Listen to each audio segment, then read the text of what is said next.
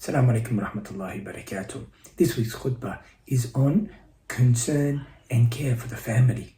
Allah subhanahu wa ta'ala created us not only individuals, but part as an ummah and part as a small ummah as our families. Allah subhanahu wa ta'ala created from us our wives, our children, grandchildren, our lineage. These are gifts from Allah subhanahu wa ta'ala and pleasures of this world. Allah subhanahu wa ta'ala made our lives concerned about our closest relatives, our family unit, and it should be protected and looked after, maintained, and we should look forward to spending time with our families. It's part of our, as life becomes busy, work becomes busy and life pulls you in all directions, we should make sure that we allocate enough time to spend with our spouses and with our children. Especially this khutbah is about our children.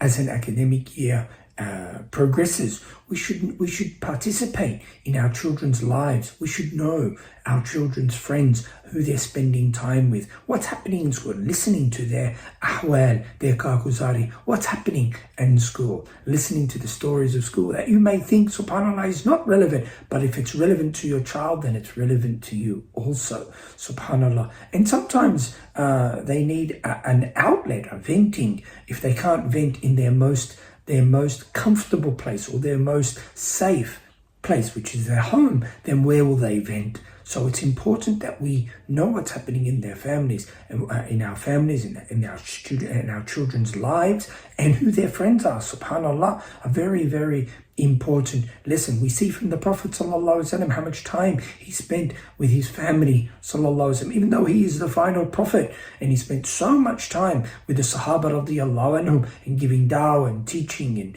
and concern for the ummah. He spent time with his family, ﷺ, and not just his wife, but also with his children, even his grandchild. SubhanAllah, one time the Prophet ﷺ was out and he saw his grandchild playing in the street. He called him and his grandchild came running, and the Prophet ﷺ opened his arms and took him with open arms, with a beautiful hug, and gave him a kiss, subhanAllah, on his head. The way the Prophet ﷺ dealt with his children, playing with them. They used to jump on top of the Prophet ﷺ when he used to pray, sallallahu alaihi wasallam. So we see the Prophet ﷺ, how he dealt with his children and his grandchildren is a great example for us and how we should be with our families.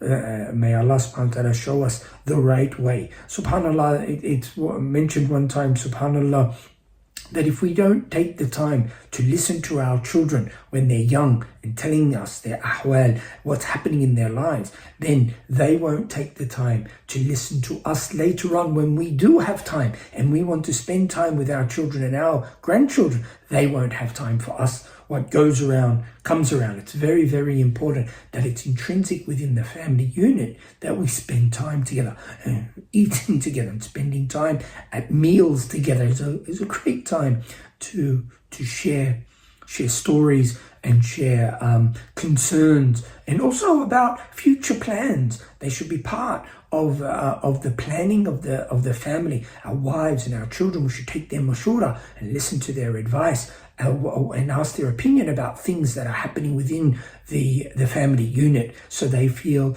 that they are contributing and they're part of the decision-making process, even within the home. SubhanAllah, this is all from the sunnah of the Prophet ﷺ, and we use these sunnahs to bring about unity in the household and love and concern and care for the family. May Allah subhanahu wa ta'ala use us outside of the home and use us inside of the home. May Allah subhanahu wa ta'ala make our family unit united and blessed and loving, in a place of security and serenity. May Allah subhanahu wa ta'ala make our homes part of our recuperation from the stresses of life, that when we come home, that we feel that we're coming home to tranquility, not creating a place of stress and tension. May Allah subhanahu wa ta'ala give us blessings in our homes, inshallah, and may they be the source of love and iman that they take to the world. Ameen ya Rabbil Alameen. Assalamu alaikum